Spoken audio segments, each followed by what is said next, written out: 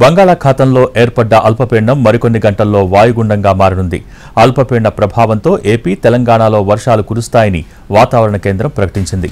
వాయుగుండం ఈశాన్య దిశగా పయనిస్తుందని అంచనా వేస్తున్నారు. ఇది తుపానుగా బలపడి ఈ నెల 25న రాత్రి ఒడిషా, పశ్చిమ బెంగాల్ మధ్య తీరం దాటనుందని అధికారులు భావిస్తున్నారు. దీనిపై మరిన్ని వివరాలు మా ప్రతినిధి రవిచంద్ర అందిస్తారు.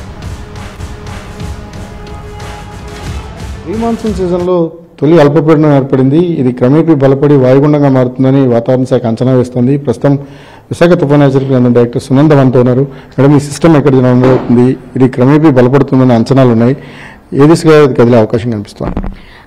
ఈరోజు అల్పపీడనము నైరుతి బంగాళాఖాతాన్ని ఆనుకున్నటువంటి పశ్చిమ మధ్య బంగాళాఖాతంలో కేంద్రీకృతమై ఉంది.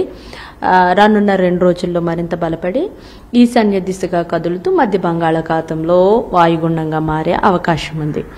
ఈ క్రమంలో అంటే ఇది కోస్ట్, మన ఆంధ్ర కోస్ట్కి ఈశాన్య దిశగా కదులుతుంది. అంటే అవే మన కోస్ట్కి దూరంగా వెళ్తున్న క్రమంలో మన ఆంధ్ర రాష్ట్రం మీద దీని యొక్క ప్రభావం అనేది కొద్దిగా తక్కువగా ఉంది.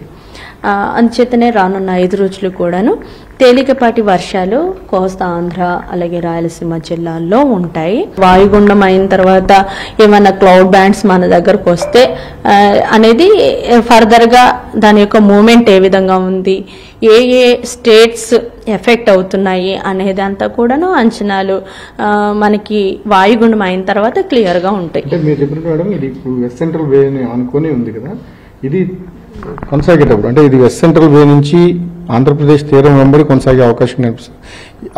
ఆ పరిస్థితులు ఉంటాయా? ఎక్కడి వరకు దీని కదలికలు ఉండే అవకాశం ఉంది? అంటే ప్రస్తుతం ఉన్న సమాచార ప్రకారం ఇది ఈశాన్య దిశగా, అంటే ఈశాన్యం అంటే ఈ డైరెక్షన్లో మూవ్ అవడానికి అవకాశాలు ఉన్నాయి. ఈశాన్య దిశగా కదులుతుంది కనుక మధ్య బంగాళాఖాతంలోనికి వస్తుంది.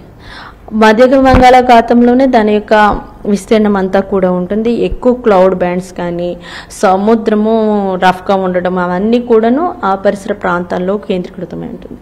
మనకి కొంచెం ఇది చాలా దూరంలో ఉంది. నియర్ అబౌట్ 500 కిలోమీటర్స్ అయినా దూరంలోనే ఉన్నట్టు.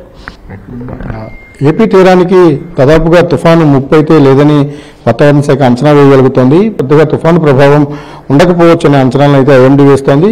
ఇది మరింత బలపడి వాయుగుండంగా మారిన తర్వాత దాని ట్రాక్ను ఆధారంగా చేసుకుని అది తుఫానుగా మారితే ఎక్కడే ప్రభావం ఉంటుందనే దాన్ని నిర్ధారించగలుగుతామని సునంద చెప్తా ఉన్నారు. రవిచంద్రన్ టీవీ, షాపూర్.